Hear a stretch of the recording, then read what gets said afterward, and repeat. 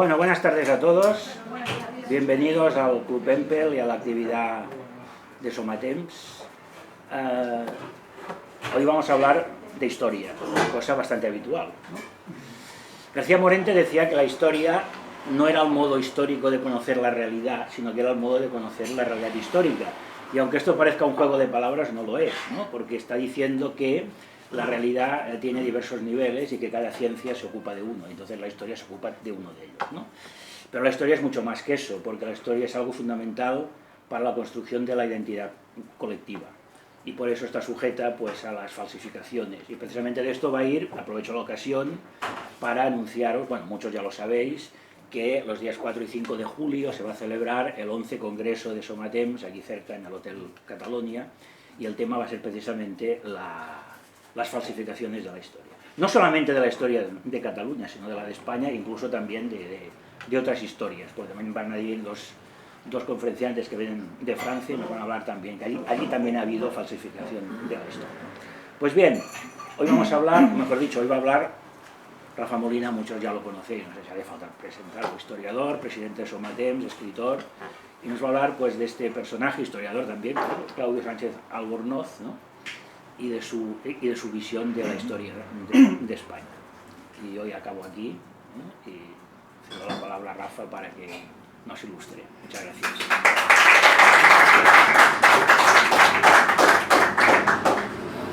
Bueno, ¿qué es España? Esta gran pregunta, de una forma o de otra, lleva mucho tiempo, digamos, en el candelero intelectual. ¿Es España una realidad absolutamente plural, una suma de territorios dentro de la península ibérica, una suma de culturas, una suma de lenguas, marcados por la diversidad y el pluralismo a todos los niveles? ¿O es más bien una nación única, reconocible, con una cultura, con una identidad, con una esencia a través de los siglos? Al fin y al cabo, estas dos visiones es lo que vemos hoy en día, de una forma o de otra, en la política, por ejemplo. Claudio Sánchez Albornoz lo tenía muy claro. Para él España era la segunda de las opciones que hemos mencionado. España era una continuidad, una nación desde siempre, una nación, aunque él decía que probablemente las naciones no tienen esencia, pero sí tienen una identidad histórica peculiar propia, una historia cultural, y la de España está vinculada de forma indisoluble a la religión católica. ¿Quién era Claudio Sánchez Albornoz, para empezar? Claudio Sánchez Albornoz es probablemente uno de los tres grandes historiadores medievalistas españoles del siglo XX, de los tres más grandes, digamos, junto posiblemente con Menéndez Pidal y junto con don Luis Suárez Fernández, que ha fallecido hace pocas fechas, con 100 años, aunque don Luis Suárez Fernández era más bien especialista sobre el tema de los reyes católicos. La trayectoria vital de Claudio Sánchez Albornoz es muy llamativa porque no pertenece, digamos, a ningún ámbito intelectual ni político, no perteneció de eso que despectivamente han llamado nacionalcatolicismo o franquismo. Es republicano. Fue un hombre que siempre estuvo, su vida fue marcada por su vocación política republicana y por el exilio. Estuvo en el exilio casi 40 años. Era un hombre que fue dirigente de Izquierda Republicana, el partido de Azaña, y fue ministro de Asuntos Exteriores entre 1932 y 33. Después, durante empezar la Guerra Civil o Cruzada Nacional, él se exilió, bueno, a cabo de un tiempo y tal. Era embajador en Lisboa, pero además se vio abandonado porque los propios diplomáticos españoles se adhirieron todos al alzamiento, menos él, de la embajada de Lisboa. Total, que él acabó en Argentina, y en Argentina estuvo muchos años, fue catedrático en la Universidad de Buenos Aires durante muchas décadas, y bueno, ahí fue desarrollando su vocación de historiador, sobre todo especialista en el periodo medieval. Escribió varios libros de historia pues, muy interesantes sobre la historia de España, especialmente. Él siempre le interesó la historia de España y cuál era la identidad histórica peculiar y distintiva de España. Él, a pesar de ser republicano, de ser liberal, siempre fue católico y siempre fue anticomunista. Era de esos republicanos raros que había en ese sentido, y era un demócrata en ese sentido, pero él lo hacía compatible con su catolicismo y anticomunismo. De hecho, llegó a ser presidente de la República en el exilio entre 1964 y 1971. Mira que la República en el exilio era poco menos que un ectoplasma sin existencia real, político, pero bueno, él reconoce, por ejemplo, en su obra, en su libro, que él hubiera podido volver perfectamente a España, que se lo ofrecieron las autoridades españolas muchas veces, ¿no? Pero él hizo gala de no querer volver por su vocación, bueno, por sus ideas políticas mientras durara el régimen de Franco. Él volvió a España en 1976, volvió a España brevemente, porque luego volvió a Argentina. Él, por ejemplo, dedica su libro, dice también a una de las dedicatorias a Argentina, a la que considero, dice, una segunda España. También la quería mucho, lógicamente, pasó 40 años allí. Y volvió definitivamente a España a principios de los 80. Recibió ya en la época de la transición diversos reconocimientos, Orden de Carlos III, Alfonso X el Sabio, Primer Príncipe de Asturias, ya era muy mayor. Él había nacido en 1893 en Madrid, pero su familia era de Ávila. Él se instaló en Ávila en sus últimos años, pero siguió escribiendo. Y bueno, lo interesante también es que en estos últimos años, a pesar de, bueno, volver y recibir reconocimientos en el nuevo régimen democrático, él no se mostró tampoco complaciente con las cosas que estaban haciendo. Por ejemplo, se mostró crítico, bueno, era un demócrata, digamos, pero se mostró crítico con las autonomías que se estaban implantando. Adoptó un discurso valiente en sus últimos años, estamos hablando, contra el terrorismo de ETA, que estaba en aquella época en pleno apogeo. De hecho, uno de sus últimos libros, llamado Orígenes del Reino de Pamplona, publicado en 1981, estaba muy vinculado pues, también a esa vocación que mostró también en los últimos tiempos. Bueno, siempre la había mostrado, ¿no? Pero en una de ellas de defensa de la verdad histórica, en este caso en el ámbito de la historia de Navarra, frente al terrorismo y a las mentiras anexionistas del nacionalismo vasco. Es un hombre que murió al final.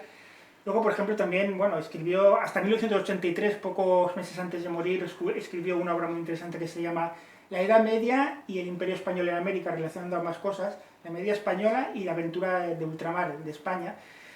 Y bueno, murió en 1984 en Ávila. Pero lo interesante de su vida es que, a pesar de todo esto, él hizo compatibles sus ideas con un gran, ahora es que reconocerlo, se puede no estar de acuerdo con sus ideas políticas, pero fue un hombre que amó mucho a España.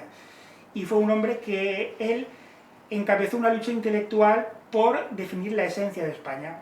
Aunque él propiamente, como digo, no era partidario de la palabra esencia. Pero él se vinculó mucho con ese tema. Por ejemplo, escribió ya en 1943 un libro que se llama España y el Islam. Escribió, por ejemplo, también obras comparadas sobre los códigos legales musulmanes medievales de España, del Andalus, del Reino de Granada, el Califato de Córdoba, con lo de los reinos cristianos. Escribió, por ejemplo, varias obras sobre el derecho medieval en los reinos hispanos. Pero su obra cumbre, su obra principal es esta. Es España, un enigma histórico. Es una obra que se publicó en el año 1956, se ha reeditado en numerosas ocasiones. Esta es de hace muy pocos años, creo que es del 23. Pero es un libro que hoy en día, es que al final, hoy Claudio Sánchez Albornoz es una de esas figuras, pues como decíamos antes, un poco como Menéndez Pidal, en cierto modo como Menéndez Pelayo, en cierto modo que a pesar de la trayectoria vital de Claudio Sánchez Albornoz, esas figuras que han estado y llevan muchas décadas marginadas o denigradas por la historia académica oficial que se hace hoy, sobre todo desde el ámbito de... Hay buenos historiadores, pero sobre todo me refiero al ámbito de donde no hay muy buenos historiadores en el ámbito, bueno, hay excepciones, pero de las universidades públicas, esa historia que llaman historiadores académicos, que hoy llevan 40 años diciéndonos, pues, bueno, cosas que nos suenan mucho, ¿no? Por desgracia, ¿no? Pero, sino la península ibérica, o sea, tienen, por ejemplo, hasta el siglo XVI, XVII, XVIII, hoy es muy típico que muchos historiadores no mencionan nunca la palabra España, te hablan siempre de la península ibérica, te hablan siempre de que no. En la Edad Media, por ejemplo, la idea de nación española, todos son falsificaciones neofranquistas, o sea, nacionalcatólicas, te dicen que no, que España era Al-Ándalus, era la esencia de España es la mezcla de culturas, que niegan la esencia católica y cristiana de España, ¿no? Esto se ve mucho actualmente, ¿no?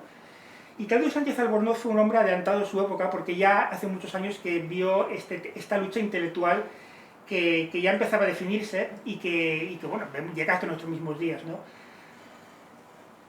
A finales de los años 40, un historiador brasileño de origen judío que se llamaba Américo Castro escribió una serie de libros, era un hispanista, que tuvieron cierta influencia, sobre todo más traducidos al inglés y tal, España en su historia y el ser de los españoles, tanto que Américo Castro venía a decir que que España, pues todo esto que estamos diciendo, ¿no? España, según él, fue uno de los que Américo Castro más definió la idea de que España realmente no había sido una nación católica a lo largo de la historia. España era una mezcla de culturas, una mezcla, estaba el cristianismo, pero estaba el islam y estaba el judaísmo, que eran al mismo nivel que el cristianismo, definían la historia de España. España era una mezcla de culturas, era un conjunto de culturas y de civilizaciones diferentes que han convivido de una forma o de otra, pero que al final se impuso esa visión inquisitorial de España, pero que Américo Castro decía no, que España no tenía ni mucho menos una esencia católica. Y de hecho, por ejemplo, él decía que, bueno, mencionaba que muchos de los grandes autores del siglo de oro español, por ejemplo, eran conversos al judaísmo, por ejemplo, o santos como Santa Teresa de su familia, Santa Teresa de Ávila y tal. Él venía incluso a decir que las personas más cultas y el auténtico siglo de oro era de origen judío, porque España era una mezcla de culturas. Y decía Américo Castro, por ejemplo, que España era una nación más oriental que europea, propiamente, ¿no? Que la historia de España no tiene nada que ver con Europa, decía Américo Castro. Y frente a esta visión se alzó Claudio Sánchez Albornoz, sobre todo con este libro. Este libro, que se llama España, un enigma histórico, que es una obra en 2 tomos, que tiene entre ambos volúmenes casi 1600 páginas, venía, bueno, pues en realidad para refutar, fue una gran polémica intelectual durante años entre Américo Castro y él, ¿no? Venía a refutar las ideas de este historiador, ¿no? Ideas de Américo Castro que de alguna forma viven en nuestros días, ¿no? Con este multiculturalismo, globalismo, que llega a las esencias cristianas de Europa y de España, pues todo eso pues lo vemos en nuestros días, ¿no? Pero ya contra esa visión se alzó Claudio Sánchez Albornoz, ¿no? El título del libro, España, un enigma histórico, bueno, yo personalmente, y más han dicho otros autores, que posiblemente es un libro muy interesante, desde luego, pero posiblemente sea un título algo desafortunado. Es un libro que se podía haber llamado perfectamente La identidad histórica de España. Bueno, él prefiere llamarlo así.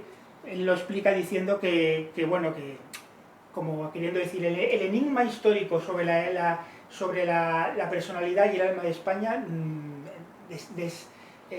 aclarados, ¿no? O desentrañados, ¿no? Más o menos era la idea, ¿no? Del título, digamos, ¿no? Digo porque puede sorprender el título, ¿no? Pero es un libro que, como digo, podría haberse llamado perfectamente La identidad de España, ¿no? O incluso La esencia de España, aunque él, como digo, esta palabra prefiere no usarla. Al final, ¿cuáles son las principales ideas que defiende Claudio Sánchez Albornoz en este libro? Pues precisamente que esta es su obra magna, no escribió muchos más libros, pero esta es su obra principal, publicada en 1956 originalmente, con muchas reediciones, como digo. Pero él define que España es plenamente una nación europea, por su historia una nación cristiana, y que la identidad de España está plenamente vinculada y es inseparable a la religión católica.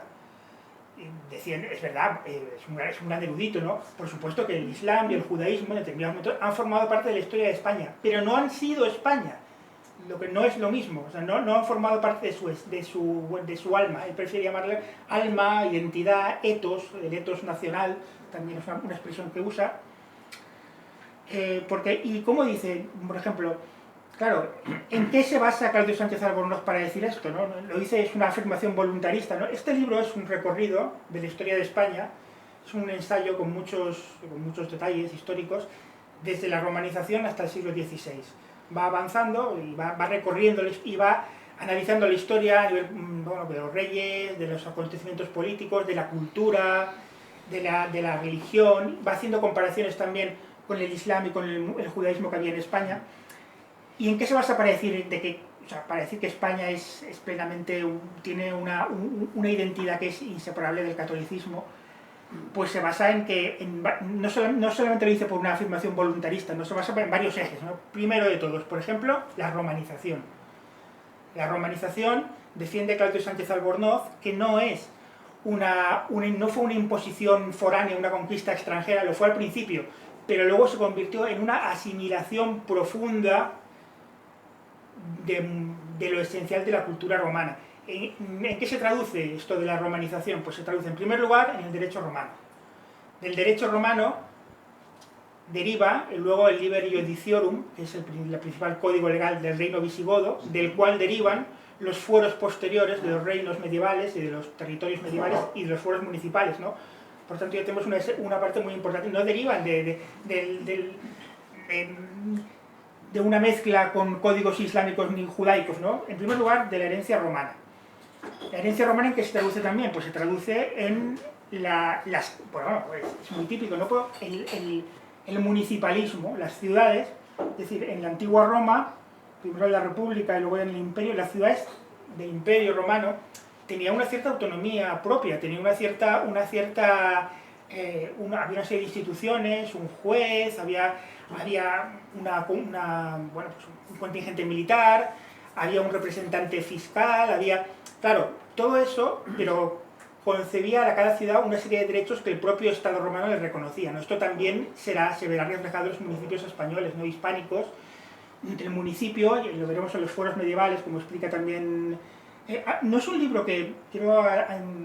aunque pueda asustar por su longitud, digamos, por su grosor, no es un libro para nada farragoso, lo escribe con un lenguaje muy asequible. Y lo va explicando, ¿no? Pues, por ejemplo, la idea, pues el concepto de ciudad y del municipio medieval en España, y luego se pasa al siglo XVI y posteriormente, viene también en el fondo de la cultura romana, no de la cultura musulmana ni de la cultura judía. Luego, pues también, por ejemplo, evidentemente el cristianismo, porque el cristianismo al final es una herencia de Roma también, es una herencia, sobre todo del periodo final del Imperio Romano, cuando ya está Roma cristianizado, esa estructura de la Iglesia, esa estructura o en obispados, en unas diócesis, en unas jerarquías religiosas vinculadas a su vez a Roma, pues todo eso evidentemente se va traspasando a los periodos históricos posteriores. De ahí el cristianismo ya empieza a fusionarse con la propia, digamos, identidad de España, de los hispanos, ¿no? También bueno, pues las calzadas romanas, o las míticas calzadas romanas, ¿no? Que a veces puede parecer que se exagera su importancia, ¿no? Pero las calzadas articulaban el territorio, articulaban el comercio, unían las ciudades, hacían posible los reclutamientos militares rápidos, fueron la base de caminos posteriores, por ejemplo el Camino de Santiago, todo eso también es importante también. Y luego esta idea como del honor, que era muy importante en Roma, luego pues por supuesto pues en Roma pues, había pues, en otra parte mucha corrupción, pero esta idea, sobre todo primigenia de la idea romana de la República, los tiempos republicanos de Roma, del honor, digamos, como un componente esencial de la vida y de la espiritualidad, incluso humana, se traducirá también, se irá traspasando, digamos, a la propia esencia, a la propia historia de España posterior, donde el concepto de honor en el siglo de oro será vital, ¿no? Será esencial. Pues todo eso hace que ya tenemos un pilar, que es el pilar romano, que no está incluido lógicamente ni en el Islam ni en el judaísmo, que ya hace uno de los pilares esenciales de la historia de España. Otro pilar, el reino visigodo. El reino visigodo, claro, es la primera experiencia, bueno, como ocurrió en otras partes de Europa, pero en la península ibérica, de fusión de los pueblos germánicos con los hispanorromanos en este caso, y surge la primera experiencia de reino español. Bueno, ahí está Isidoro de Sevilla, San Isidoro de Sevilla, con ese Laudatio Spaniae, con esos elogios de amor, esa poesía encendida de amor a España, ¿no? Ya empezaba a existir, a balbucear una idea de España como patria. Y bueno, pues la primera experiencia de un reino español unido, con su capital primero en Barcelona, luego en Toledo. Es verdad que imperfecta, lógicamente, no llegaba a todas las partes de la península, ni mucho menos, pero esa era la vocación, ¿no? Y por tanto, esa huella del periodo del reino hispano-visigodo será muy importante posteriormente, porque claro, veremos, se lo explica mucho también, y es verdad como las crónicas medievales, los diferentes reinos, luego la invasión musulmana sí dispersará la unidad de España, ¿no? Cristiana, y surgirán diferentes reinos, pero siempre tendrán la vocación, los reyes principales, por ejemplo, siempre tendrán la vocación, y las crónicas se ve abundantemente en los reyes medievales, de esa restauración, de ese ideal neogótico que sería de una España cristiana unida.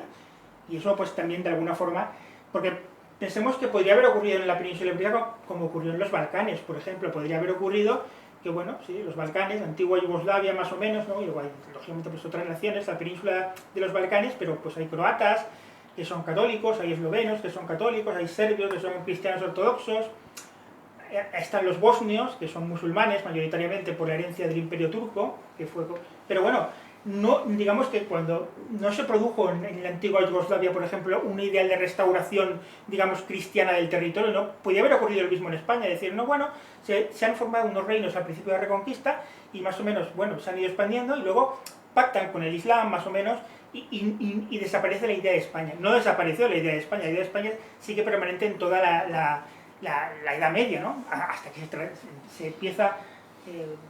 bueno, de hecho, por ejemplo, bueno, esto lo hablará también Sánchez Albornoz, ¿no? Pues ya el ideal neogótico ya visible en el reino de Asturias, con Alfonso III, que se titula rey de España, Sancho III, mayor de Navarra, luego rey de España también se titula, los emperadores, que es Imperator Totus Hispaniae, Alfonso VI y Alfonso VII de León, que se le proclamaron emperadores de toda España, luego Fernando III, el Santo de Castilla y León, que se proclamó, bueno, no se proclamó, pero en sus crónicas, el obispo Jiménez de Rada, que era un gran personaje de la época, lo titula rey de España, y la palabra España está por todas partes, también en la corona de Aragón, en el libro de Alfete, el rey Jaime I Conquistador, aparece en numerosas ocasiones la palabra España, el concepto de España. No se puede negar que existió el concepto de España y que había ese ideal, aunque fuera a largo plazo, de unificar España, como al final empezó a ocurrir ya con los reyes católicos, con esa unión de reinos, Isabel y Fernando.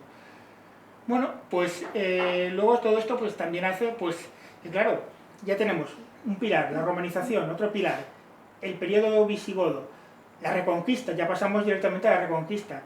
Claudio Sánchez Albornoz tiene una de sus obras muy interesante que se llama Orígenes históricos de la nación española, el reino de Asturias, en 3 volúmenes, donde ya, como si ya preveyera lo que empezaban a decir algunos cantamañanas que aún dicen hoy, ¿no? Por ejemplo, de decir, no, Don Pelayo no existió, es un mito, Covadonga no existió, son mitos franquistas, y si existió Don Pelayo, pues era un caudillo tribal, Astur, que para nada quería fundar ningún reino, y él dedicó pues, ya 3 tomos hasta este toma a este tema, bueno, a poner en solfa esa vocación hispánica con la que ya nació el reino de Asturias, ¿no? Es Alfonso III el Magno, que se tituló rey de España, Alfonso II el Casto, que también habló de España, luego al final el reino de Asturias dará origen al reino de León. Con la expansión se trasladarán los reyes a León, ¿no? Pero bueno, la reconquista, para Claudio Sánchez Albornoz, la reconquista, hoy nos niegan la reconquista, hay muchos historiadores que dicen que no, que eso es un concepto franquista también, de una historiografía también decimonónica, trasnochada, te dicen, y que no, la reconquista no existió, era una convivencia de culturas, y que de hecho el Islam no conquistó nada en España, porque se aceptó voluntariamente. Esto lo están diciendo muchos en las universidades públicas, es lo que se enseña básicamente hoy en día. Bueno, pues la palabra reconquista está prácticamente proscrita hoy en día en el ámbito de la universidad pública, ¿no?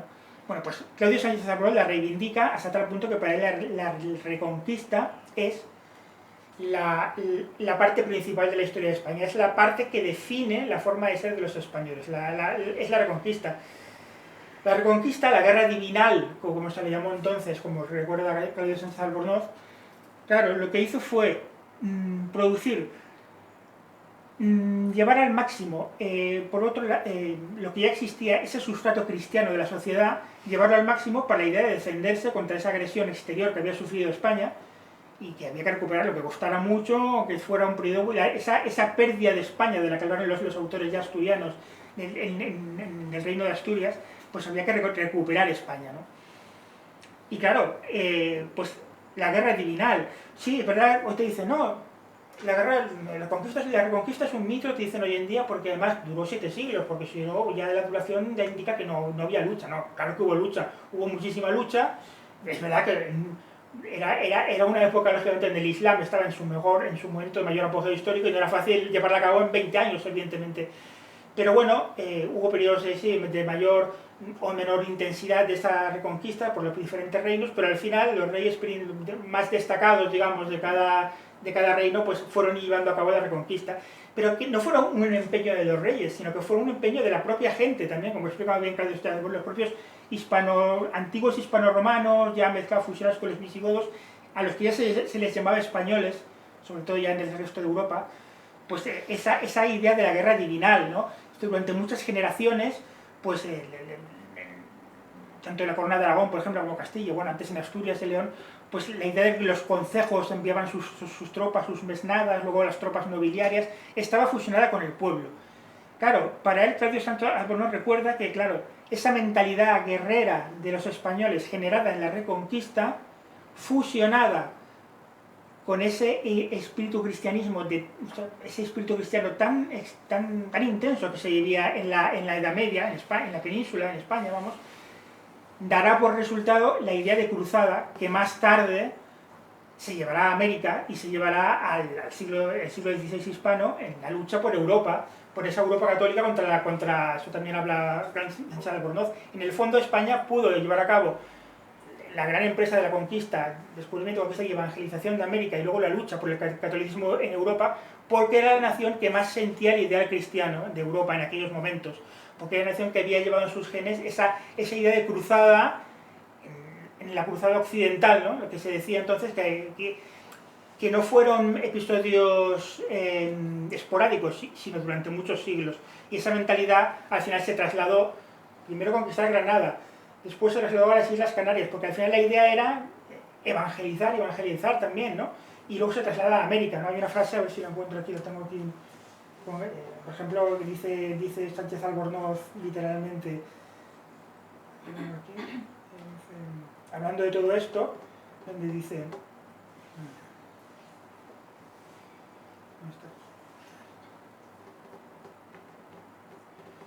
Bueno, pues todo esto, ¿no? Que es vital. La Reconquista definió durante muchos siglos la propia forma de ser de los españoles. Decía Claudio Sánchez Albornoz literalmente: en esta saturación de esencias bélicas de la religiosidad de los peninsulares está una de las claves de la historia española.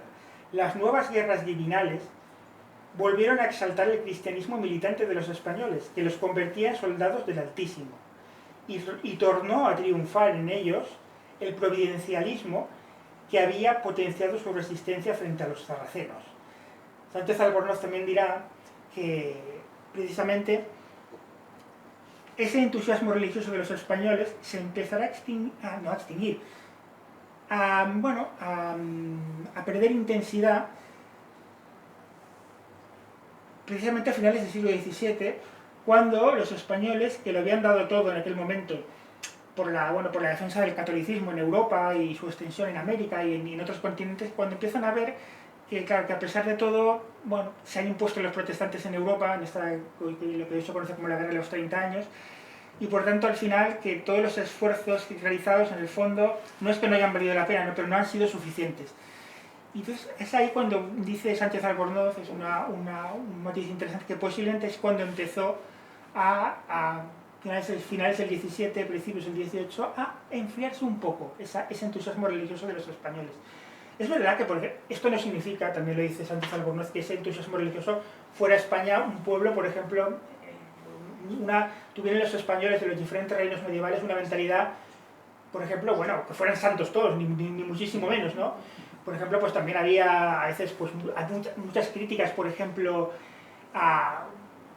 en determinados momentos se ve incluso en los romances, por ejemplo, a gente de la iglesia, obispos, y no significaba una aceptación acrítica de toda la estructura religiosa, pero sí había una asimilación profunda en el alma española colectiva de los ideales cristianos, y eso es innegable. Dice Claudio Sánchez Albornoz, por ejemplo, en su obra, nos da unas matizaciones, unas pinceladas, unos apuntes muy interesantes y que los vemos en nuestros mismos días. Por ejemplo, cuando afirma que una de las claves, por ejemplo, o sea, una constante de la historia de España es que ya se veía en la Edad Media, por ejemplo, es ese intento de las élites en España por asemejarse a Europa frente al sano antieuropeísmo de la mayoría de los españoles. Sánchez Albornoz, por ejemplo, o sea, no fue sí, era demócrata y era liberal, pero no fue un pazguato proeuropeo al estilo un poco, por ejemplo, bueno, en el ámbito intelectual lo había sido, por ejemplo, bueno, Ortega y Gasset, ¿no? De estos que decían, España es el problema, Europa la solución. Ahora que nos dicen, ¿no? Que 40 años ahora nos están diciendo que España, vamos, nos ha salvado la Unión Europea, lo están diciendo estos días, de la que llevamos 40 años dentro, vamos, y ha sido una maravilla. No. Presidente Claudio Sánchez Albornoz no era un entusiasta pro-europeo, ni mucho menos. Él reconoce, por ejemplo, en su obra, muy interesante, como dice España, normalmente, o sea, Europa, en la mayor parte de la historia, ha sido hostil a España. Y más aún en el periodo ya del siglo XVI, cuando tuvo que aceptar la hegemonía española. Y por tanto explica eso, ¿no? Por ejemplo, es muy curioso como da apuntes sobre momentos en los que las élites en España han impuesto modelos europeos frente a lo que querían los hispanos. Por ejemplo, varios ejemplos. Por ejemplo, la aceptación durante toda la Edad Media de forma crítica en España, o sea, de forma sin protestar, contrariamente a lo que ocurría en otros reinos de Europa, de los altos impuestos que hacía Roma, el papado, a los reinos, en aquella época el papado cobraba grandes impuestos a todos los reinos cristianos, ¿no? Esto generó grandes guerras de los papas contra el Sacro Imperio, también luego al final un gran malestar en Francia y en Inglaterra, que de alguna forma genera las semillas de lo que pasó posteriormente, ¿no?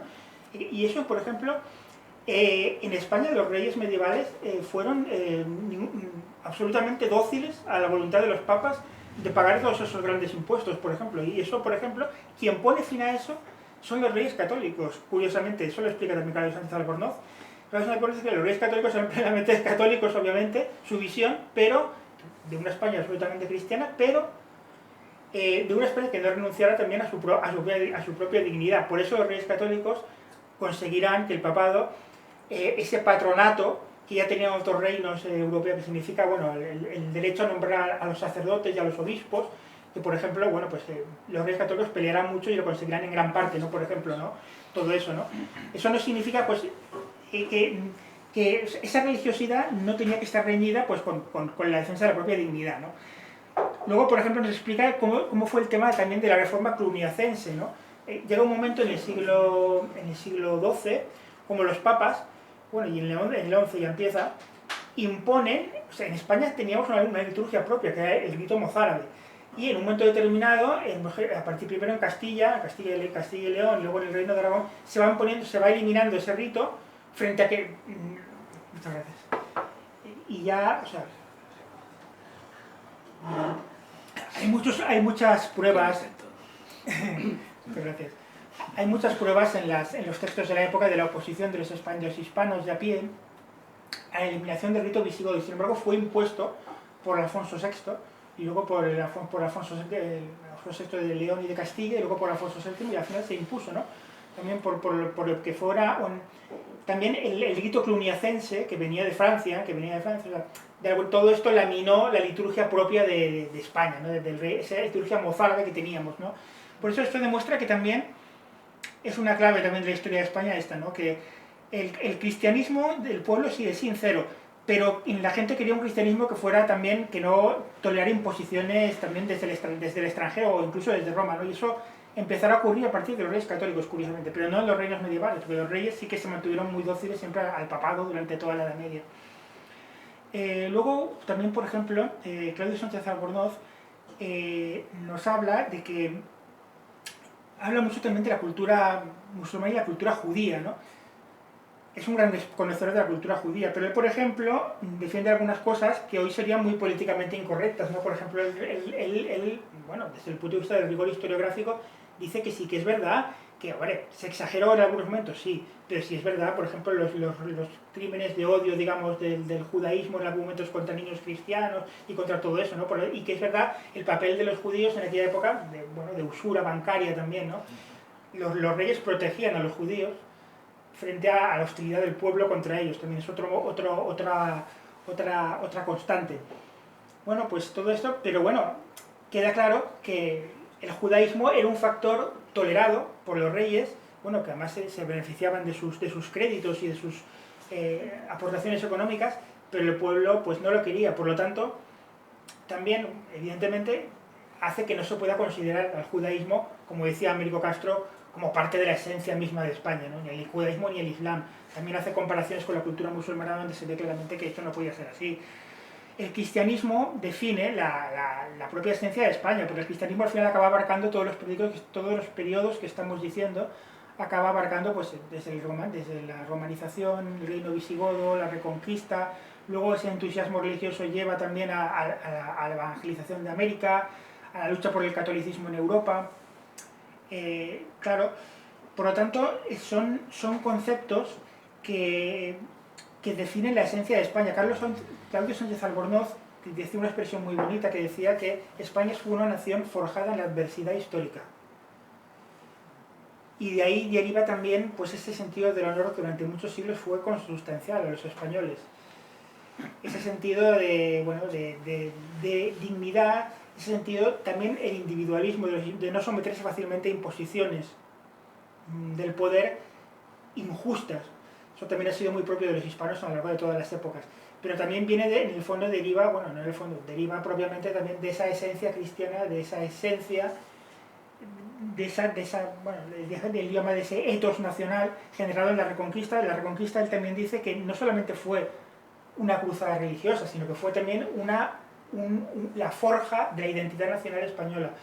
Porque, como digo, no se perdió la idea de España a lo largo de tantos siglos, sino que era el ideal final de conseguirlo, de reunificar una España cristiana, ¿no? Por tanto, al final esa visión de España es la que se impone, ¿no? Con los reyes católicos definitivamente, y hace que, bueno, sí, como decía pues, el mismo autor, ¿no? Sí, el Islam y el judaísmo forman parte de la historia de España. Claro que sí, el Califato de Córdoba, el Reino de Granada, el Reino de... pero no son España propiamente, son adherencias de origen foráneo a la historia de España que no definen la forma de ser de los españoles. Por tanto, él, por ejemplo, tiene muy claro esa idea también que nación, la idea de nación española y cristianismo van siempre juntas, porque si se separan, en el fondo también es lo que había dicho Menéndez Pelayo, esa idea de que cuando se pierda, y lo hemos visto en nuestros días, cuando se pierda la religiosidad de los españoles, España volverá a las tribus prerromanas, ¿no? A los layetanos, a los turdetanos, etcétera, etcétera. Al final, pues, todo esto pues, va definiendo la forma de ser de los hispanos, de los españoles.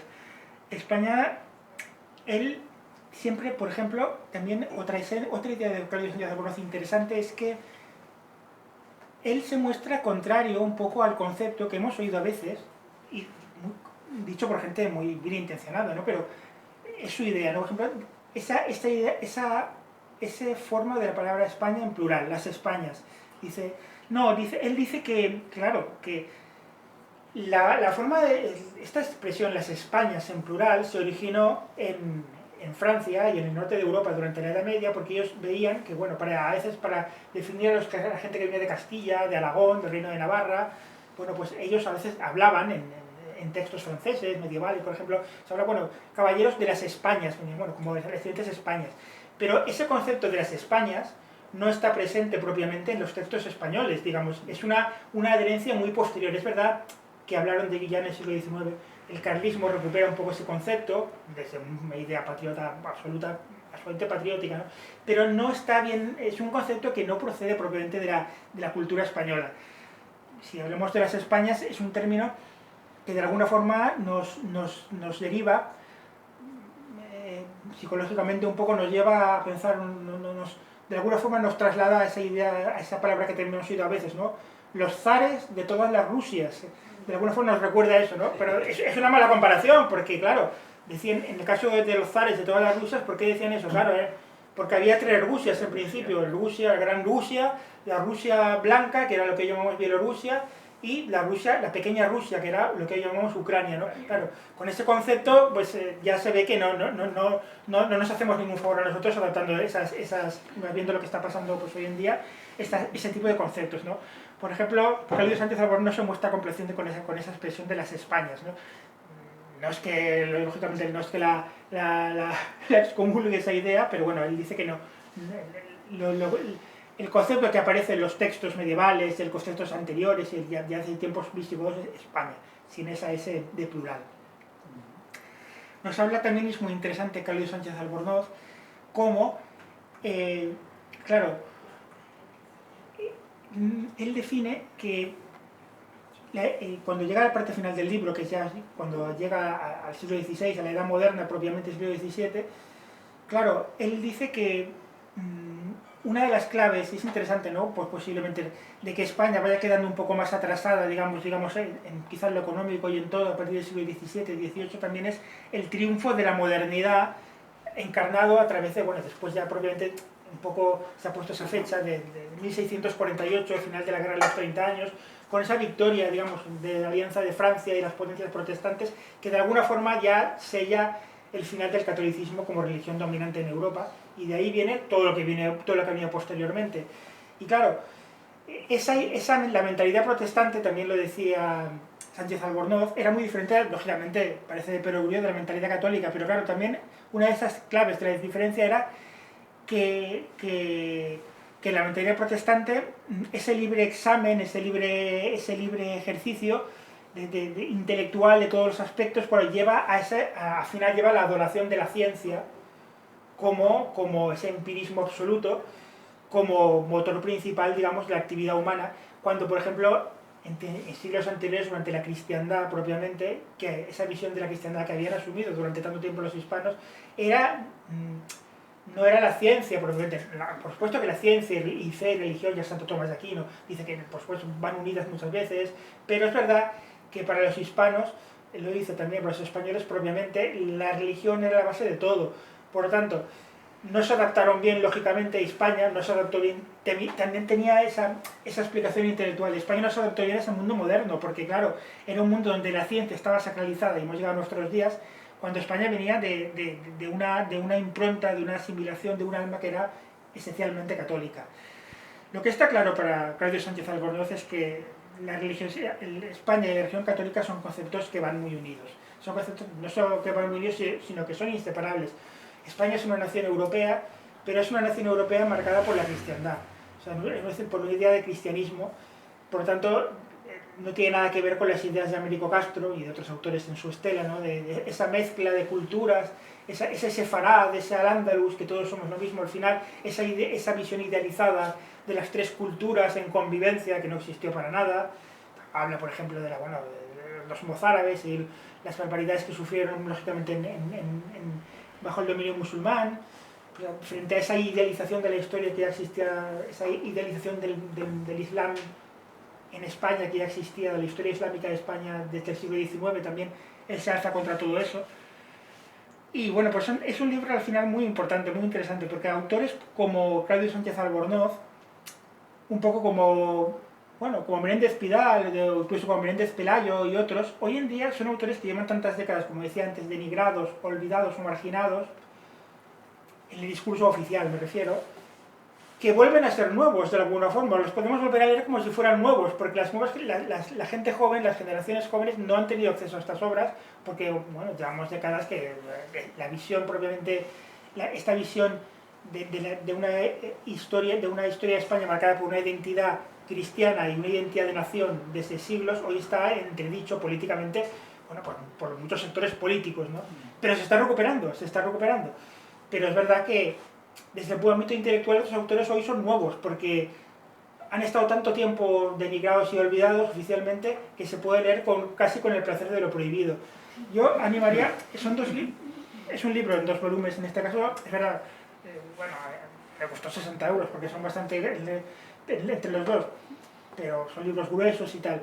Pero bueno, se ha llegado a decir de esta obra que si una persona quisiera, concretamente de esta obra en 2 volúmenes, se ha llegado a decir que si una persona en España quisiera tener en su biblioteca personal un solo libro que le permitiera, solo quisiera tener uno, no quisiera tener más, pero que le permitiera comprender la historia de España, qué es España, por qué somos como somos los españoles, cuál es nuestra identidad, por qué somos lo que somos y no otra cosa, un libro que le permitiera conocer todo eso podría ser este.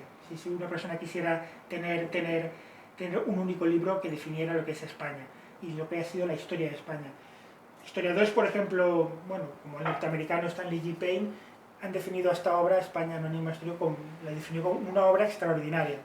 Bueno, lógicamente no solo es este libro, sino hay muchos otros autores buenos, ¿no? Y otros clásicos de la historiografía española.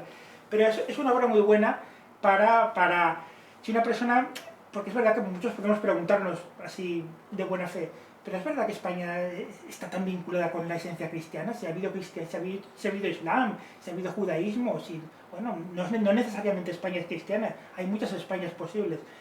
¿Por qué España es una nación en continuidad, no una suma de culturas, sino una nación forjada a través de una continuidad histórica, cuya esencia a su vez es el cristianismo? ¿Por qué España es así y no de otra forma? Pues es un libro muy interesante para comprenderlo, con datos, con unos ejes temáticos muy importantes y muy interesantes. Pues eso, ¿no? Al final, para resumir un poco, ¿no? Romanización, reino visigodo, reconquista, cristianismo, América, defensa del cristianismo no solo militar sino teológica en Europa, todas estas claves que forman parte de la historia de España, definen la historia de España y solo la historia de España, no la de otras naciones, hacen que España sea lo que es, una nación cuya esencia, cuyo ethos, decía el nacional, o el ethos, ¿no? O sea, cuyo espíritu nacional es plenamente cristiano y además inseparable de su esencia nacional. O sea, no hay nación española sin cristianismo y en España no hay cristianismo sin nación española. Eso se ha demostrado, ¿no? Por ejemplo, bueno, Sabino Arana, en teoría era muy cristiano, muy católico al principio, ya vemos de dónde ha derivado su catolicismo, ¿no? El País Vasco hoy en día es la comunidad más descristianizada de España. Lo mismo pasa con el catalanismo, ¿no? Algunos algunos padres del catalanismo se definían como católicos y cristianos, ¿no? El mismo Cambó a su manera, pero ya vemos cómo está Cataluña hoy en día. Al final, por eso también un cristianismo sin España, en España es totalmente imposible. Son dos, cristianismo y nación española son vasos comunicantes, son una esencia única, son un espíritu nacional, un espíritu de patria hispánica único, y eso lo define muy bien y lo explica muy bien Claudio Sánchez Albornoz. No sé si he sido muy farragoso o si lo he explicado bien, ¿no?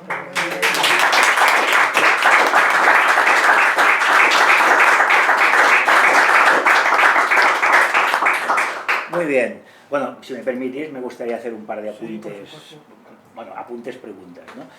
Yo creo que lo que has dicho tiene una explicación muy sencilla, es decir, en la península hay dos proyectos culturales, pero es que los musulmanes, cuando hablan de Al-Ándalus, no hablan de Andalucía, hablan de la península ibérica con un reino islámico, y los judíos dicen Sefarad, no hablan de España, es decir, los cristianos hispanos que hacen esta reconquista, ¿no? O sea, yo creo que ya con las palabras lo explican todo, ¿no? Luego, bueno, lo que has comentado de los reyes católicos, bueno, yo quería recordar que su nieto saqueó Roma. Pues claro, los papas eran papas, pero que además eran reyes de un territorio, y a veces no se sabía muy bien si actuaban como papas o como reyes de su territorio. Exactamente. ¿No? Y además se demostró documentalmente, por cierto, que Carlos V, primero de España, V de Alemania, sabía que se iba a saquear Roma. Probablemente no quería un saqueo tan extremo, pero lo autorizó, lo cual no quita que fuera un monarca plenamente católico, pero es que él no iba contra el Papa, iba contra el Papa Rey, el Papa Rey, claro, que anteponía sus intereses. Exacto. En ese sentido, yo creo que Garibaldi les hizo un favor cuando acabó con los... porque entonces el Papa ha podido ser Papa, bueno, otra cosa es lo que ha venido después, ¿no? Pero que el Papa ha podido ser Papa, pero que no ha habido esta confluencia de intereses entre lo que era el rey de unos territorios con el Papa de la cristiandad. Y otra cosa, a mí me gustaría romper una lanza a favor del tema de las Españas, porque, a ver, la nación española es un imperio. Los imperios, por naturaleza, son plurales, pero plurales no en el sentido que le dan ahora. Es decir, que hay un centro soberano importante, pero que respetan, en cierta manera, no diré autonomía, porque esta palabra está muy bastardeada, ¿no? Pero que respetan una cierta variedad, ¿no? Y en el siglo de oro español, pues sí, la gente se definía así: yo soy navarro y español, yo soy aragonés y español. Sí. Pero no en el sentido de ahora, sino en el sentido... Entonces, claro, por eso los carlistas hablaban de las Españas, de ese sentido, ¿no? Porque además se origina por una...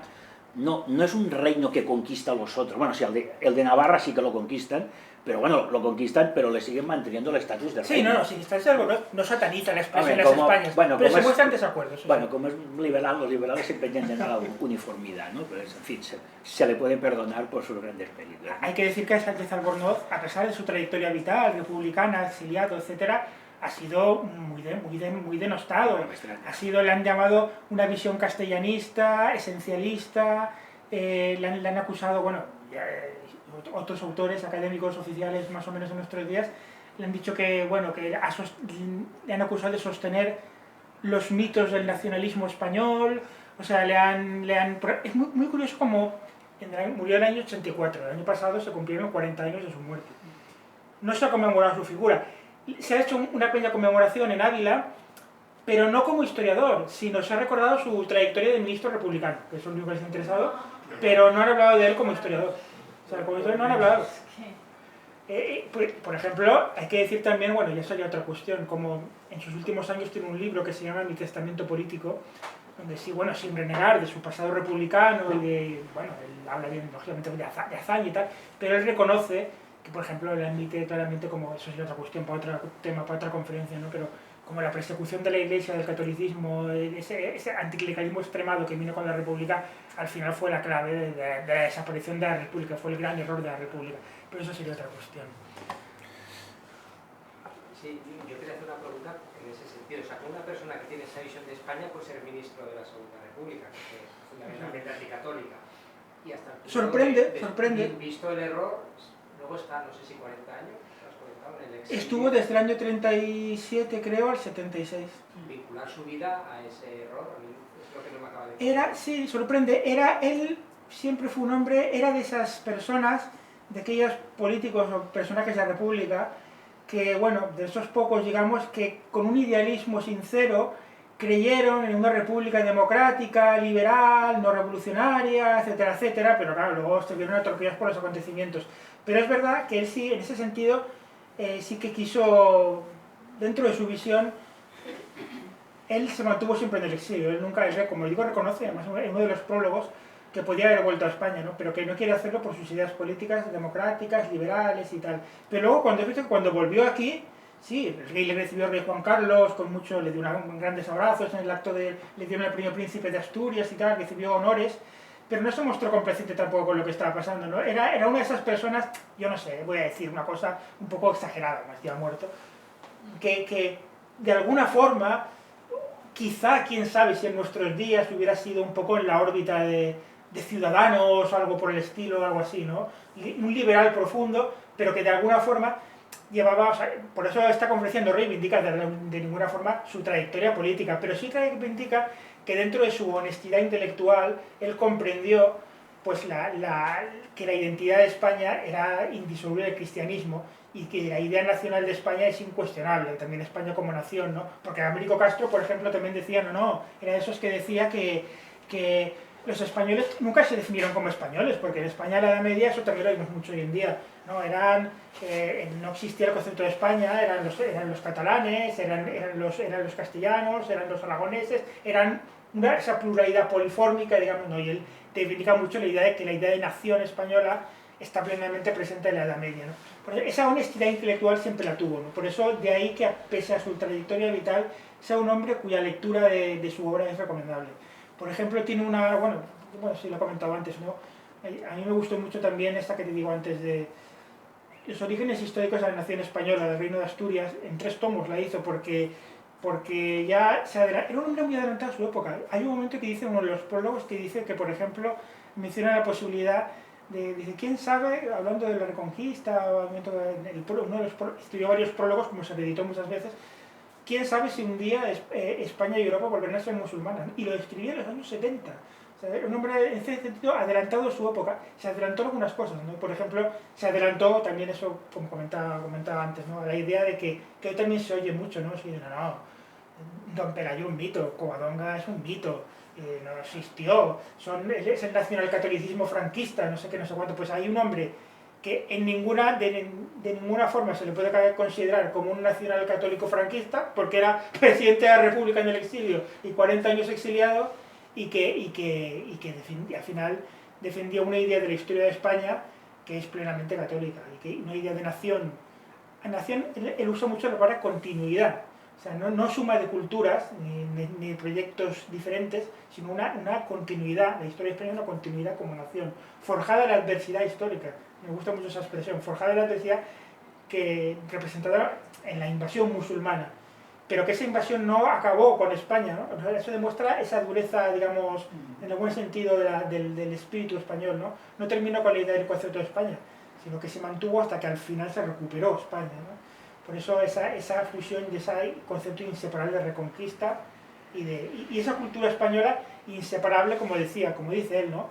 de esos grandes jalones históricos de la romanización, de la reconquista, del periodo visigodo, porque al final la legislación, los códigos legales, luego las partidas de Alfonso X el Sabio, todo eso viene de algo, viene de los periodos históricos anteriores. Así, y al final pues todo esto hace unos capítulos de comparaciones legales muy interesantes, ¿no? Las leyes de nuestros días, más o menos, bueno, de nuestros días o de hace décadas, en muchos ámbitos, no tiene nada que ver con las leyes, con los códigos legales islámicos, por ejemplo, ¿no? Por eso es que dicen, no sé qué, bueno, las ideas de Américo Castro, ¿no? Américo Castro, en este caso, pues se ha dicho de él que era más un literato que un historiador, aunque se trataba de historiador, ¿no? Por eso tiene mérito lo que hizo Claudio Sánchez Albornoz con esta obra y con otras, ¿no? Pero con esta especialmente, ¿no? Porque además se tradujo al inglés, al francés, a muchos idiomas y tuvo una gran influencia, ¿no? De alguna forma, en esa lucha intelectual puso coto un poco a esa idea que empezaba a transmitirse fuera de España, mucho en el ámbito intelectual universitario de aquella época. Decir, no, los españoles no, son más, en el fondo son medio moros, en el fondo son orientales, en el fondo no son europeos, por ejemplo, no. Claro que son europeos y cristianos y occidentales, pero no occidentales, no, por ejemplo, no la usa él, no. Él dice, habla de cristiandad y de España europea, aunque como digo, no es un adorador de Europa, ¿no? Pero que en absoluto, lo que el caballo de batalla de este libro es que en absoluto España tiene una esencia que sea triple, cristiana, judía y musulmana. No, la esencia de España es cristiana. Es cristiana aunque existiera el judaísmo y el islam en España, pero el judaísmo y el islam forman parte de la historia de España, pero no son España. Eso es lo que intenta transmitir el Estado.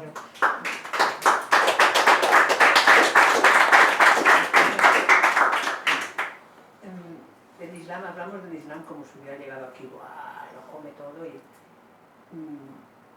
yo he leído cosas, ¿no? Aquello que te interesa. Decirte que en realidad también ayudó mucho a creer ese concepto amplio del Islam y a sentarse en el territorio la traición, entre comillas, de muchos líderes sociales hispanos, visigodos, romanos, de aquí, por esa lucha interna de poder.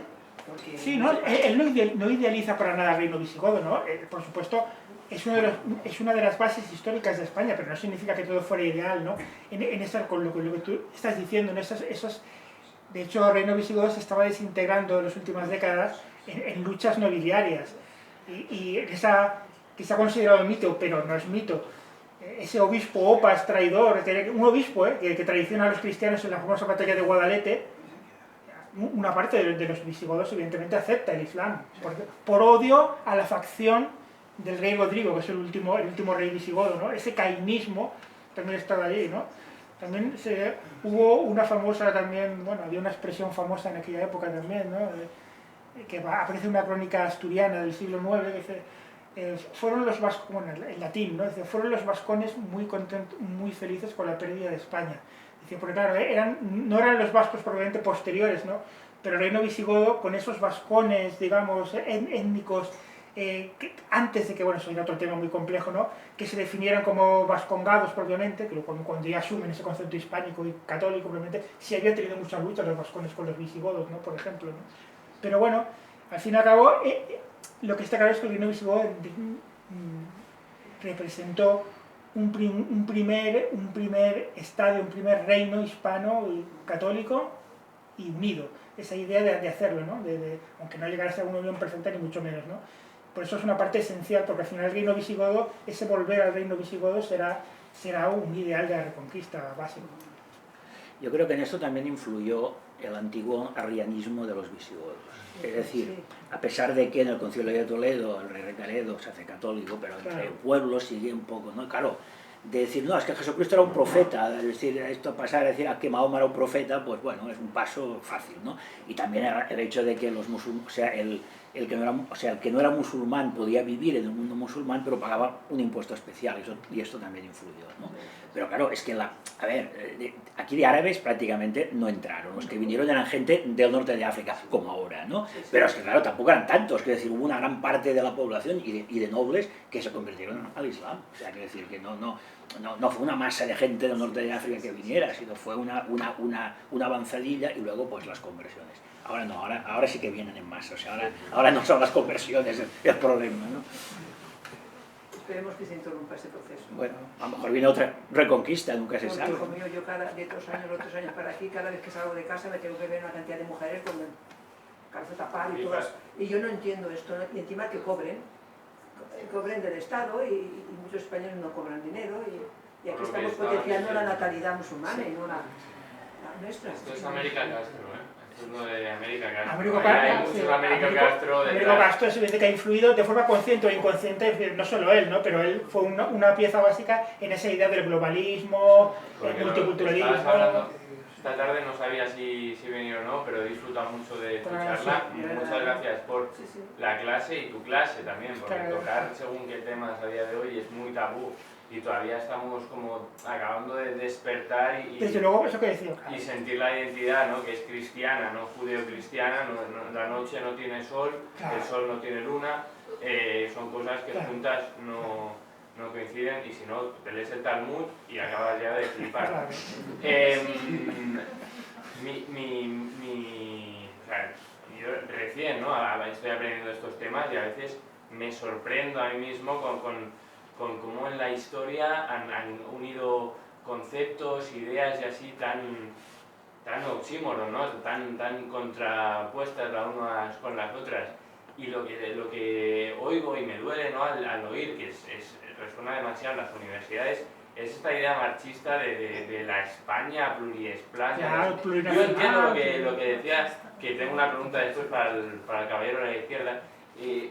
Entiendo de una forma, ¿no? que en una familia cada miembro tiene una personalidad. A uno es más, se ríe más, otros más silencioso y así.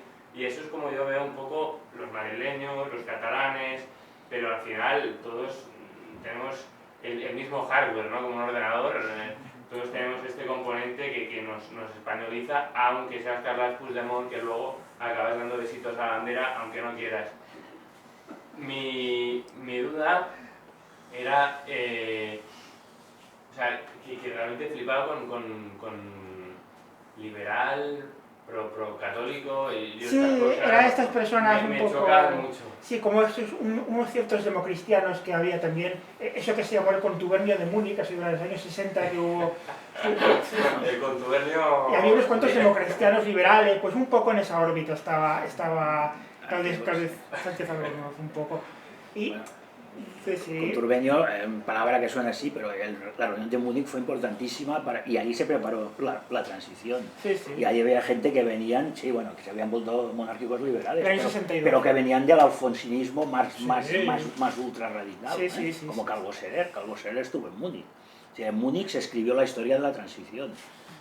Conturbeño, bueno, conturbeño es una palabra un poco así, ¿no? Pero sí. Nadie lo quiere ver, ¿no? Pero Franco, bajo el apónimo de James Bore, escribía sobre el contubernio J masónico.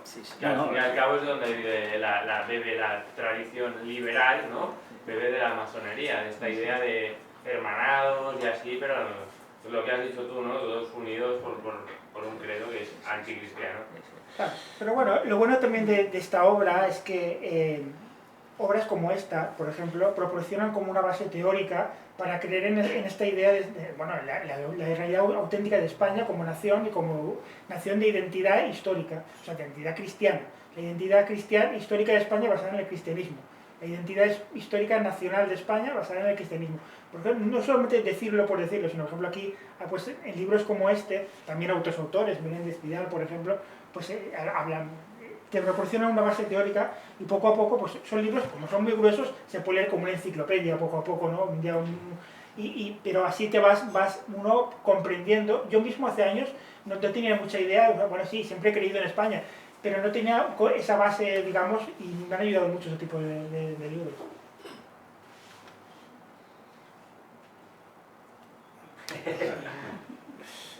Yo digo, venga, ¿tú crees que, digamos, que estuvimos aquí 800 años para hacer la Reconquista?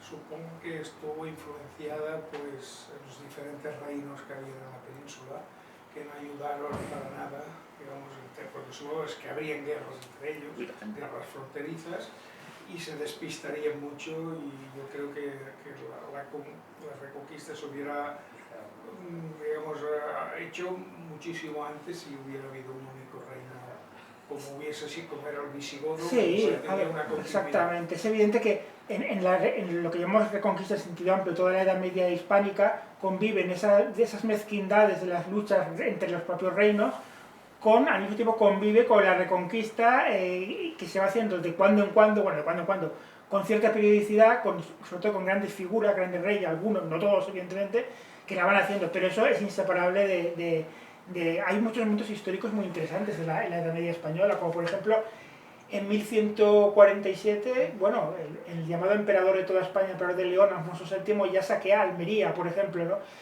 Y es evidente que luego hubo momentos en que el propio papado no ayudó nada, por ejemplo, a la propia Reconquista. En su momento el papado, por ejemplo, impidió la boda entre el rey Alfonso el Batallador de Aragón, por ejemplo, es un ejemplo, ¿no? Con la reina de Castilla, que hubiera podido anticipar el reinado de reyes católicos varios siglos, y se tuvo que romper, bueno, por imposiciones de los papas de la época también. Que eran primos o algo sí, así, ¿no? Sí, exactamente. Había un parentesco, como también había reyes católicos, ¿no? Por eso digo que el catolicismo, esto lo explicaba bien también Sánchez Albornoz, de los españoles no era obstáculo para una docilidad absoluta a Roma, bueno, por parte de la gente, aunque sí la tuvieran los reyes medievales. Aunque luego es verdad que ya a partir de los reyes católicos eso por suerte cambia, ¿no? Hombre, por supuesto, los papas, como decíamos, ¿no? Son la autoridad religiosa, pero someterte a ellos en lo político, pues tuvo consecuencias nefastas también en Europa en esa época, porque al final esas guerras que hubo en la Alta Edad Media entre el papado, el Sacro Imperio, los reyes de Francia, al final el papado lo trasladan a Francia porque el rey de Francia se adueña de los papas, de alguna forma los pone bajo su control, todo eso al final acabará derivando en el protestantismo, porque generó un descrédito del papado que fue considerable, ¿no? Pero bueno, eso sería otra historia. Perdona, que os había pedido antes la palabra. Recogiendo todo lo que está diciendo el que fue ministro de la República, todo esto, si hubiera sido ministro ahora, ¿qué opinión hubiera tenido él del régimen del 78 y sobre todo de lo que está pasando ahora?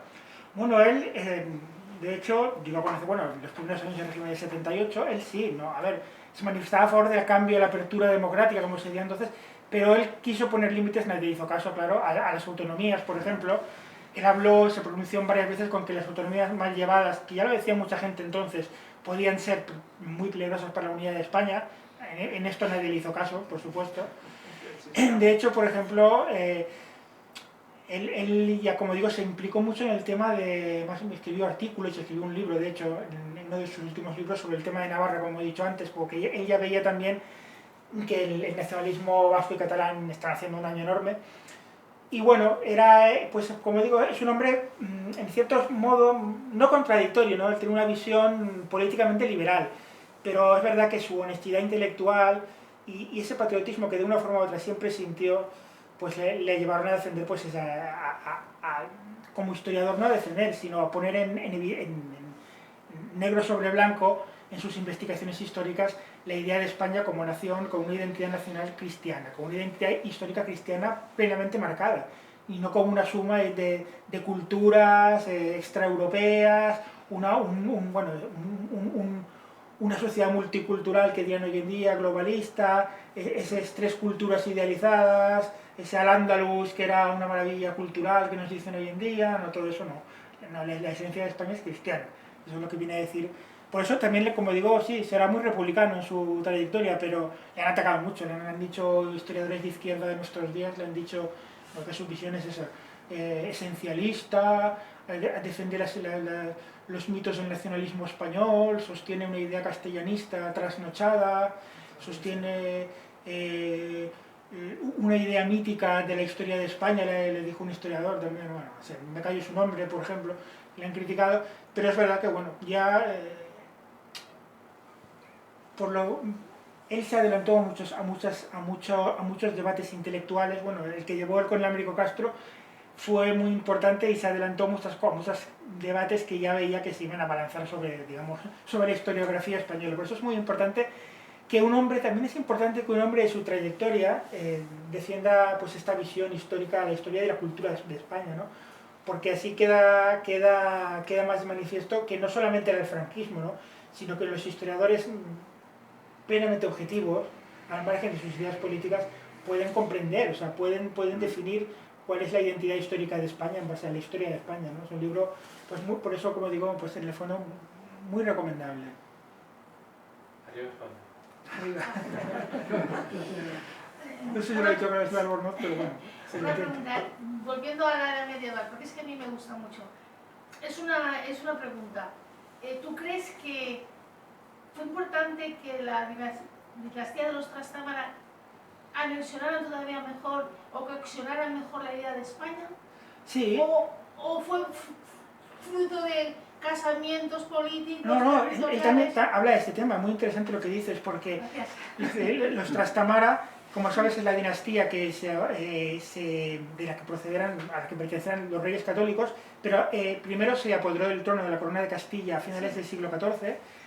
El conde de Trastámara, digamos, era originalmente un hijo bastardo del rey Alfonso XI de Castilla, y al final consiguió el trono tras una guerra civil. Y entonces, el hermano. exacto, a Pedro el Cruel, exactamente, Pedro el Cruel, sí.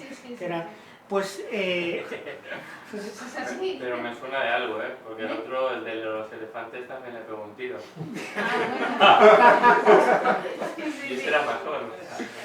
Pues al final sí es verdad que los Trastámara siempre destacaron por esa idea de también, ya lo habían tenido otros reyes anteriores como Fernando III y otros, de unir España también mediante casamientos. Por eso siempre intentaron unirse con la corona de Aragón, y al final eso hará que tras el compromiso de Caspe en el año 1412, los Trastámara también asuman el trono de Aragón, consideran el trono de la corona de Aragón con el Fernando de Antequera, que era el regente de Castilla. Le llamaban Fernando de Antequera porque había conquistado una batalla muy dura de los moros, Antequera, en Málaga, y era un hombre, un caballero con mucha fama en la España de la época y en Europa, ¿no? Y este hombre se convierte en rey de Aragón después del compromiso de Caspe, porque su madre, había esos matrimonios, su madre era hermana del rey de Aragón último que había muerto, Martín el Humano, ¿no? Tenía más derechos. Bueno, eso es otra cuestión muy interesante, para otra conferencia, ¿no? Jordi Pujol y otros nacionalistas catalanes hablaban de la iniquidad de Caspe, o sea, que el compromiso de Caspe... Pero es que no tenían descendencia, es que claro, no había más, no bueno, había. pero había un pretendiente del que Jordi Pujol se declaró admirador, que era el conde de Urgel, que era un noble catalán que pretendió apoderarse, que no lo consiguió. Y bueno, es verdad que los Trastámara tuvieran tanto el trono de Aragón como de Castilla fue un componente muy importante para la futura, digamos, unión de los reinos de España ya con Isabel y Fernando. Y es verdad también, una cosa muy interesante, habla Sánchez Albornoz, ya que mencionas ese tema, que los Trastámara dan un giro, primero en Castilla y luego en Aragón, hacia la... No lo dice él, no usa esa expresión, la utilizo yo, entre comillas, hacia la intolerancia religiosa, digamos, hacia una fe cristiana más viva, más intensa, digamos. Bueno, eso determinada gente le llamaría intolerancia, ¿no? Por ejemplo, fueron ya más exigentes con los judíos, o sea, reactivaron la idea de la reconquista, que estaba un poco perdida, y por eso los Trastámara tuvieron también, desde su entronización en Castilla y luego en Aragón, al final, pues no es casualidad que los reyes católicos, Isabel y Fernando, hicieran, bueno, pues todo ese, bueno, eso daría para muchas conferencias, ¿no? Todo este reino, esta unión de coronas, pero basada con la fe como pilar máximo, y la Inquisición, esta idea de resucitar un cristianismo militante, guerrero, expansivo, es muy de los Trastámara. Y yo te iba a preguntar algo, pero se me ha ido, perdona. Y lo que era mi ignorancia, perdona, ¿y cómo hemos pasado de una casa tan chula, tan a favor de la remigración, a una que es callada frente a la invasión que estamos viviendo? Bueno, te refieres a los Borbones. Sí, claro, es que los Borbones son otra guerra. Mira, Maeztu decía que los Austria eran una monarquía católica, y el hecho de que fuera el catolicismo lo que unía, permitía pues que una cierta tolerancia a veces con fueros, con tal. Y en cambio dice, los Borbones son una monarquía militar, ¿no? ¿Por qué? Porque su manera de conseguir de mantener la unidad tenía que ser forzosamente el ejército, porque el otro ya se estaba perdiendo. Es decir, yo creo que aquí, y eso nos daría también, es muy interesante hablar del 11 de septiembre, porque precisamente los austracistas, que no tienen nada que ver con el separatismo, los austracistas defendían este modelo tradicional de imperio, frente a los Borbones, que por cierto eran los progresistas del momento, porque entonces lo que se llevaba era la monarquía absoluta, ¿no? Es decir, ¿a qué lleva la monarquía absoluta? Lleva a una unificación, pero también lleva, y esto donde se ve más claro es en Francia, porque allí los Borbones eran mucho más Borbones que los de aquí, ¿no? Esta destrucción de los cuerpos intermedios que luego facilitó el camino a la revolución, es decir, los Borbones afilaron la guillotina que luego acabaría con su cuello, ¿no? Y aquí pues no era tanto, pero también algo había, ¿no? Y claro, hay un cambio importante. Es que claro, los Borbones tienen una historia muy chunga. Empezando por Fernando VII y su padre, que entregaron la corona a Napoleón, y continuando por un señor que está por ahí, con sus amigos del Golfo, ¿no? Quiere decir que más o menos todos, pues ahí está la cosa, ¿no? ¿Cómo conseguimos acceso al día tan chulo? Que he visto el panel con Javier Barraicoa y otros. Bueno, pues nada, vienes, o sea, esto es aquí cerca, en el Hotel Catalonia 505, empieza el viernes 4 por la tarde, pagas 10 euros de contribución, no, o sea, no hay que preinscribirse, y luego el sábado, pues todo el sábado. Ahí va a haber aforo lleno, ¿eh? Entonces, bueno, eso esperamos, Hombre, cada año que se ha hecho el Congreso ha sido fantástico. Sí, bueno, ha habido algún año que ha bajado un poco, pero sí, no, bueno, claro, más el año pasado, que era los 10 años, todavía fue más. No, el año pasado estuvo muy bien. Venga, adelante. Bueno, más que la pregunta es una observación. ¿Tú crees que el haberse respetado los fueros de Navarra, el Consell de Cent aquí a Cataluña y algunos privilegios que ya en las dinastías antiguas, medievales, ya se habían respetado, quizás les dio voz y voto para las autonomías que hoy en día tenemos, o se basaron o intentaron basarse de alguna manera una historia inventada o a su medida para decir, bueno, como nosotros teníamos fueros, teníamos esto y teníamos tal privilegio, queremos una autonomía? Bueno, propiamente... Pero yo te lo digo porque mi padre es gallego. Que nada que ver.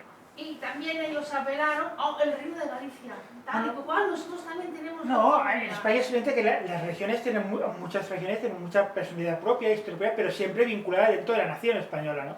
Galicia, por ejemplo, sí, existió en el alto medieval un reino de Galicia que 70 años duró. Sí, enseguida se fusionó con el reino de León, volvió a fusionarse y dentro de Castilla, en la corona de Castilla. Pero el estado de las autonomías actual, no nos engañemos, no tiene que ver con fueros medievales. Es una copia... Yo había oído esa argumentación y me salía un poco, digo, no puede ser, esto no es falso. Jurídica, administrativamente es una copia, dicen, del federalismo alemán. Intenta ser una copia del federalismo alemán. Eso en la Constitución se basaron los padres, que les llaman constitucionales, se basaron cogieron la Constitución alemana, intentaron adaptar el federalismo de la Constitución alemana, adaptando lo peor, porque por ejemplo, los artículos, el equivalente al 155 en Alemania, artículo 5, es mucho más drástico en Alemania que aquí, por ejemplo. Pero bueno, eso sería otra cuestión. Los fueros se daban en función de la fidelidad. Es decir, de la fidelidad.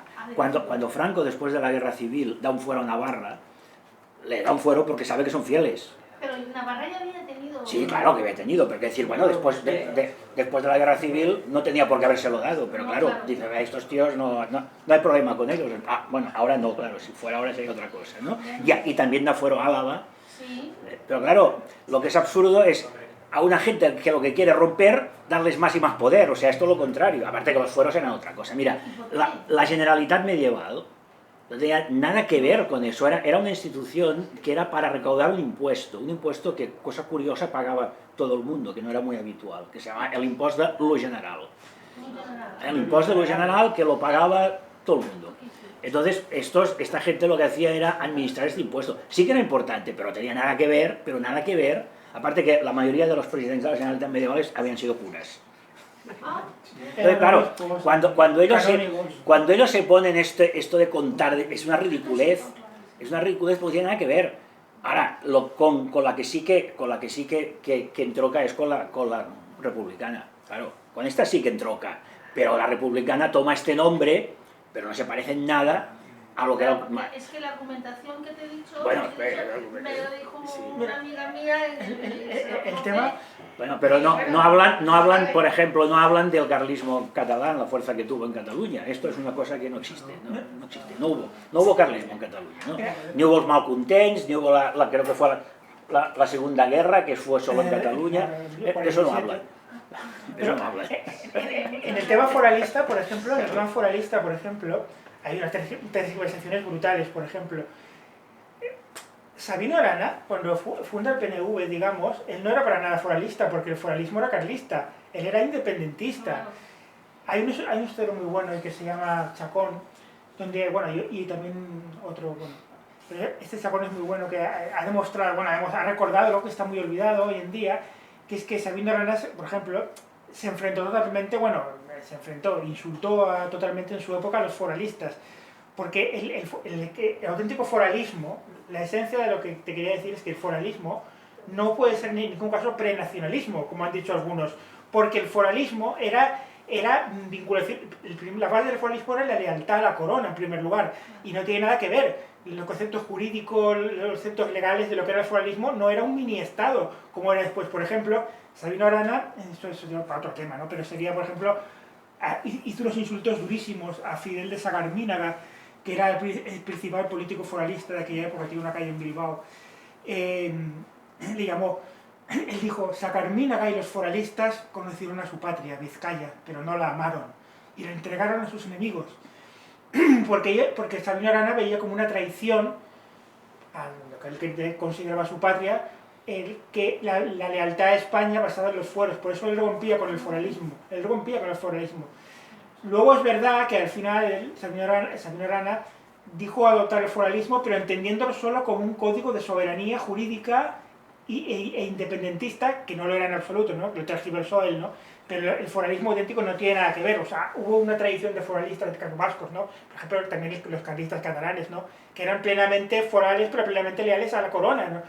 No eran absolutos, no eran en absoluto separatistas, ¿no? Por eso la idea es que foralismo es igual a nacionalismo o prenacionalismo, para nada es verdad. Para nada es verdad. Además, el foralismo vasco era un foralismo de los territorios históricos. Claro, por supuesto. No era del País Vasco, era de Vizcaya, Álava y Guipúzcoa. Nunca existió un País Vasco unido. No.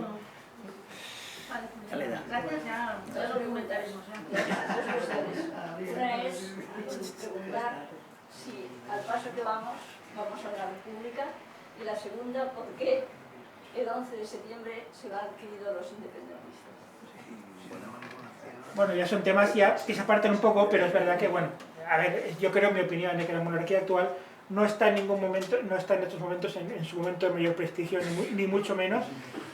Y bueno, hay gente, yo creo que hay instituciones en este país, empezando por la monarquía, que bueno, que tendrían que dejar de ser neutrales entre los que quieren asumir la continuidad histórica de España como nación y entre los que quieren destruirla, ¿no? Ese concepto de neutralidad entre ambos bandos lo veo absurdo en un rey, ¿no? Pero bueno, es que el propio concepto de monarquía liberal es de hecho un contrasentido en los términos, ¿no? Antes hablábamos de los Borbones, pues es otra cuestión, ¿no? Pero no olvidemos que Luis XVI, el rey francés que se encuentra en la Revolución Francesa, Borbón, de hecho es el primer rey liberal, porque él reconoce el gobierno revolucionario, él renuncia a su poder político, asume la bandera tricolor que era nueva entonces, asume el gobierno. Lo que pasa es que lo que él no captó, que la revolución se radicalizaría aún más y al final no le sirvió de nada asumir todo eso y acabó en la cárcel, o sea, como acabó, ¿no? En la Bastilla. Con un corte de pelo que no le vuelve a crecer. En la Bastilla Perdió la cabeza porque era liberal, o era liberal porque... Bueno, se hizo liberal para salvar la cabeza, pero no salvó ni la cabeza ni el trono. O sea, se hizo liberal para salvar el trono y no salvó ni el trono ni la cabeza. Es que además hay una idea, a veces yo lo oigo decir por ahí, ¿no? Es que los reyes medievales eran monarquías absolutas. Esto es mentira. Las monarquías absolutas aparecen con el Tratado de Westfalia. ¿Y por qué estos reyes quieren ser absolutos? Porque no quieren depender de nadie. Ni quieren depender ni del Papa ni del Emperador. Muchos son protestantes, otros como el francés no era protestante, pero en la práctica es como si lo fuera, ¿no? Y luego, por otra parte, tampoco quieren depender de... A ver, cuando Carlos V, emperador, quería poner un impuesto nuevo, lo tenían que aprobar las Cortes, o sea que el emperador absoluto no lo era. Claro que tenían mucho poder, pero había unas instituciones tradicionales que eran de contención. Y en cambio, con la monarquía absoluta desaparece. O sea, cuando Luis XIV dice el Estado soy yo, ahí está todo dicho. Pero curiosamente esto prepara el camino a la revolución. O sea, esta monarquía se pasa del poder absoluto del rey al poder absoluto de la voluntad general. Es decir, cuando Robespierre habla de la voluntad general, ha sustituido la figura del rey absoluto por este concepto abstracto de voluntad general. Y bueno, es que, a ver, la palabra república, claro, aquí cuando hablamos de república pensamos en la Segunda República, pero hay muchos modelos de república y no todos son malos, ¿eh? Y con la monarquía pues pasa lo mismo, claro. Otra cuestión es que, por ejemplo, sería otra cuestión que se aparta del tema, pero el rey que hay en España actualmente, o sea, la monarquía que tenemos, no tiene ningún poder, realmente es un florero, cuando hay otras repúblicas, no estoy defendiendo las repúblicas, pero es verdad que los presidentes de las repúblicas en otros países tienen algún poder para contrapesar al gobierno. Claro. El presidente de la República Francesa hace poco hubo unas elecciones donde ganó la izquierda y se le ha saltado y no le ha dado al gobierno de la izquierda. El presidente de la República de Portugal puede vetar las leyes del gobierno. Claro, Bueno, para no servir de nada, y el presidente de Estados Unidos, no hablemos. No hablemos, Por eso que, claro, esta posición de monarquía-república pues es un poco, porque hay muchas repúblicas y muchas monarquías. Claro, si nos acordamos de la Segunda República es otra cosa, ¿no? Pero... Eso es otro tema. El 11 de septiembre, Perdona. El 11 de septiembre es el independentismo. Bueno, pues esto viene de claro, de su... O sea, se han apoderado de esta fiesta, que antes no, pero bueno, a fuerza de repetir y a fuerza de hablar y a fuerza de que la gente... o sea, mira, aquí primero han sembrado el analfabetismo. Y claro, cuando uno es analfabeto se cree cualquier cosa. Entonces, yo he llegado a decir al Sobraqués, que era un catedrático de historia, que era más tonto que hecho en cargo, pero era catedrático de historia, decir que es que los austracistas representaban el progresismo. Oiga, usted no sabe de qué habla, pero si los austracistas eran la defensa de la España tradicional, eran los antepasados de los carlistas, y en cambio los modernos, en su momento, eran los borbones, que representaban lo que entonces era la avanzadilla, es decir, la monarquía absoluta, hacer desaparecer, por ejemplo aquí, después de la victoria de Carlos V, esto es cierto, al desaparecer muchas de estas fronteras internas, Cataluña fue beneficiada económicamente, esto es verdad, esto es cierto, los datos lo demuestran, ¿no? Pero toda esta destrucción que hace la monarquía absoluta de las instituciones, de los fueros, incluso de los consejos municipales, porque claro, todo el poder se centraliza en un solo personaje que es el rey, ¿no? Y los elementos de contención desaparecen. Esto facilita el camino a la revolución, por lo menos en Francia.